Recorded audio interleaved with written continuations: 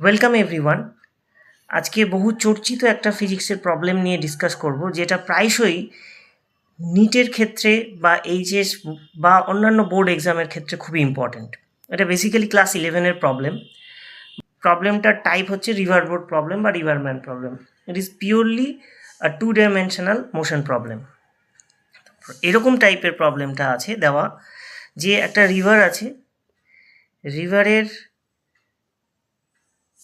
Water flowing velocity বা river যেটা flow করছে সেটা ওয়েস্ট টু ইস্ট, যে রিভারের ভেলোসিটি সেটা দিয়ে দেওয়া আছে ভেলোসিটি অফ রিভার। এখন এই ভেলোসিটি অফ রিভারটা অবজার্ভ করছে গ্রাউন্ড ফ্রেম অফ রেফারেন্স থেকে, গ্রাউন্ড অবজারভার। সেই জন্য ভেলোসিটি অফ রিভারকে অ্যাকচুয়ালি যদি আরও প্রিসাইজলি লিখতে হয় তাহলে এটা আমাদের লেখা উচিত VRG, that means velocity of river with respect to ground. Conventionally এটাকেই আমরা লিখে থাকি ভিআর হিসেবে।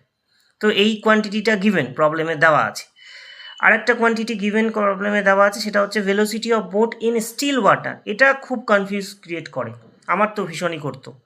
তো এটা অনেকবার প্র্যাকটিস করার পরে এই কনফিউশনটা ক্লিয়ার হয়েছিল আমার। তো আশা করি তোমাদেরও সেটা ক্লিয়ার হয়ে যাবে, আমি চেষ্টা করছি সেই ক্লিয়ার করে দেওয়ার। তো এখানে দিয়ে দেওয়া আছে velocity of boat in still water. Still water, water কোথায় ফ্লো হচ্ছে? রিভারে। তাহলে তার মানে velocity of boat in still water means velocity of boat with respect to river. তার মানে রিভারে থাকা অবজারভার, দ্যাট মিনস বোটে থাকা অবজারভার যে ভেলোসিটিতে রিভারে সুইম করছে বা যাচ্ছে, সেই ভেলোসিটিটা হচ্ছে ভিবি। সেই জন্য এটাকে আরও প্রিসাইজলি লিখলে আমরা লিখতে পারি ভিবিআর, যেটা আমি এখানে ডিনোট করেছি ভিবিআর। এটাকেই কনভেনশনালি লেখা হয় ভিবি হিসাবে। তাহলে ক্লিয়ার হয়ে গেল ব্যাপারটা, যে velocity of boat in still water means velocity of boat with respect to river, but velocity of river VR, that means velocity of river with respect to ground. এই দুটো জিনিস দেওয়া আছে। নেক্সট যেটা দিয়ে দেওয়া আছে ইনফরমেশনে, সেটা হচ্ছে with of the river, that means small D. প্রবলেমটা হচ্ছে calculate the minimum time to cross the river, question number 1, and calculate the drift. এবার এই ড্রিফট ব্যাপারটা একটু আলোচনা করে নিই।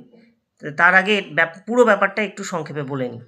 যদি মিনিমাম টাইমে ক্রস করতে হয় রিভারকে, তাহলে the boat must start moving towards the upper side of bank বা opposite side of the bank perpendicularly।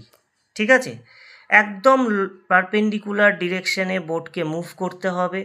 তাহলে রিভার সেই বোটকে ধাক্কা দিয়ে দিয়ে একটা নতুন ডিরেকশন পাওয়া যাবে, যেটা হচ্ছে এই ডিরেকশনটা। রিভার ফ্লো করছে এই ডিরেকশনে, বোট যাচ্ছে এই ডিরেকশনে। তাহলে রিভার বোটকে প্রত্যেক ইনস্ট্যান্ট অফ টাইমে একটা ধাক্কা দিয়ে দেওয়াতে বোটের যে রেজাল্ট্যান্ট ভেলোসিটি হবে সেই ভেলোসিটিটা হবে এই ডিরেকশনে, and that velocity will be observed by the ground observer. ঠিক আছে, তার মানে বোটে থাকা অবজারভার বা বোট ইটসেলফ এই যে ভেলোসিটিতে মুভ করছে সেটা হচ্ছে VB with respect to river, যেটা আমি আগেই বলে দিয়েছি। উইথ রেসপেক্ট টু রিভার সে সবসময় ফ্লো করছে, সে তো আর গ্রাউন্ডে নেই, সে বোটে আছে। তাহলে সে কার রেসপেক্টে, এবং বোট কোথায় আছে? রিভারে আছে। তাহলে সে যে মুভ করছে সেটা কার রেসপেক্টে, কোন ভেলোসিটিতে মুভ করছে? সেটা হচ্ছে রিভারের রেসপেক্টে বোটের velocity, which is VB. River flow করছে উইথ রেসপেক্ট টু গ্রাউন্ড, দেখা যাচ্ছে রিভারের দিকে ফ্লো করছে। তাহলে অবজারভার কি দেখবে? যে বোটটাকে সোজাসুজি না যেতে দেখে বোটটাকে দেখবে এইরকমভাবে একটা বাঁকা লব্ধি পথের দিকে যেতে। এটা রেজাল্ট্যান্ট পাথটা হবে এই ডিরেকশনে।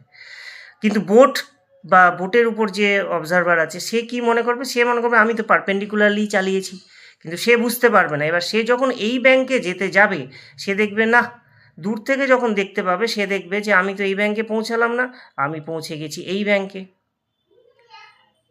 ঠিক আছে, তাহলে বোট পৌঁছে গেছে এই ব্যাংকে, কিন্তু সে চালিয়েছিল এই ব্যাংকে। তো এইটা যে করছে, এটা রিভার ওকে ধাক্কা দিয়ে দিয়ে খুব সহজে এই ব্যাংকে নিয়ে আসছে। সেই কারণেই রিভারের ভেলোসিটিটাও এই বোটের ভেলোসিটির সাথে ভেক্টোরিয়ালি অ্যাড হয়ে রেজাল্ট্যান্ট ভেলোসিটি পাওয়া যাবে, এবং এই রেজাল্ট্যান্ট ভেলোসিটিতে গেলেই সে মিনিমাম টাইমে ক্রস করতে পারবে রিভারটাকে।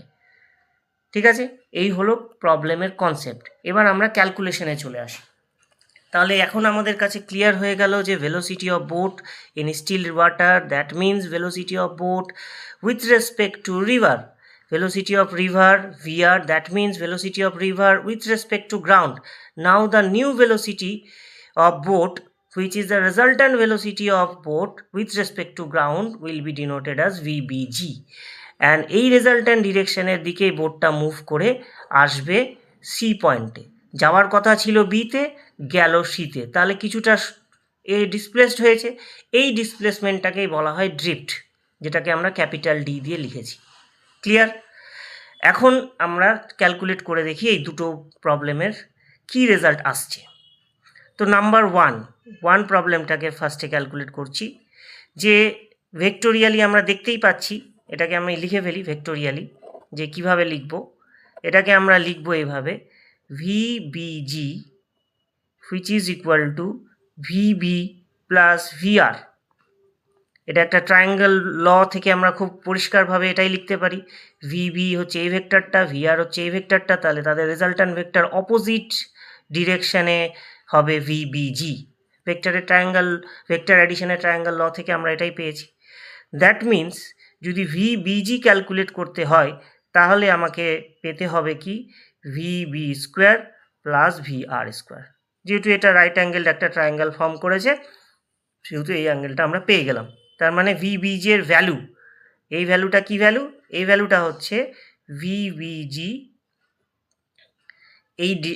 এই যে ভেক্টরটা velocity of boat with respect to ground, অর্থাৎ গ্রাউন্ড অবজারভার যে বোটটাকে দেখবে যে হ্যাঁ এ বাঁকা পথে যাচ্ছে, সেই যাওয়ার যে বেগটা, সেই ভেলোসিটিটা হচ্ছে ভিবিজি, সেটার ভ্যালু হবে এইটা। ডান।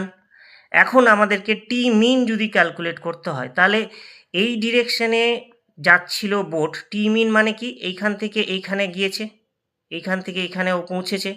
এবার এটা পৌঁছেছে কত সময়ে, এখান থেকে এখানে যেতে যদি সময় লাগে টি মিন, তো মিনিমাম টাইম যখনই আমি টি মিন ধরে নিলাম, তাহলে এবার আমার কাছে ব্যাপারটা আরও ক্লিয়ার হয়ে গেল। অ্যাকচুয়ালি ভেলোসিটি অফ বোট এইদিকে যদি পারপেন্ডিকুলারলি যেত, পারপেন্ডিকুলারলি যদি এই পয়েন্ট থেকে এই পয়েন্টে যেত, তাহলে কতটা ডিস্টেন্স কভার করতো, ডি ডিস্টেন্স কভার করতো। এই দিককার বোটের ভেলোসিটি জানা আছে ভিবি, আর টি মিন হচ্ছে মিনিমাম টাইম। তার মানে এই দিকে বোট চালিয়েছে এই লোকটা, কত সময় ধরে চালিয়েছে, টি মিন সময় ধরে চালিয়েছে, কিন্তু সে গেছে কোথায়, সে গেছে এইখানটাতে। তার মানে এই পাথটা যেতেও টি মিন লেগেছে, এই পাথটা যেতেও টি মিন লাগতো, কারণ এই টি মিন ধরেই চালিয়েছে। তাহলে এই পাথটা যদি টি মিন লাগতো এই পাথটা যেতে, এবং যে ড্রিফট হয়েছে অর্থাৎ রিভার ওই টাইমে ওকে ধাক্কা দিয়ে কতটা ডিস্টেন্স নিয়ে গেছে, এইখান থেকে এই ডিস্টেন্সে নিয়ে গেছে। তাহলে টি মিন ইজ ইকুয়াল টু আমরা লিখতে পারি খুব সিম্পল ওয়েতে ডি বাই ভিবি। এবার ডি দেওয়া আছে, ডি ইজ নোন কোয়ান্টিটি, ভিবিটাও হচ্ছে নোন কোয়ান্টিটি, তাহলে টি মিনটা আমরা পেয়ে গেলাম। এইটা একটা ফর্মুলা আমরা ডিডাকশন করে ফেললাম। নেক্সট যেটা আমরা ডিডাকশন করব সেটা হচ্ছে যে টি মিন আমাদের ফার্স্টের সলিউশন পাওয়া গেল। ড্রিফট ক্যালকুলেশন করব। Question number 2, drift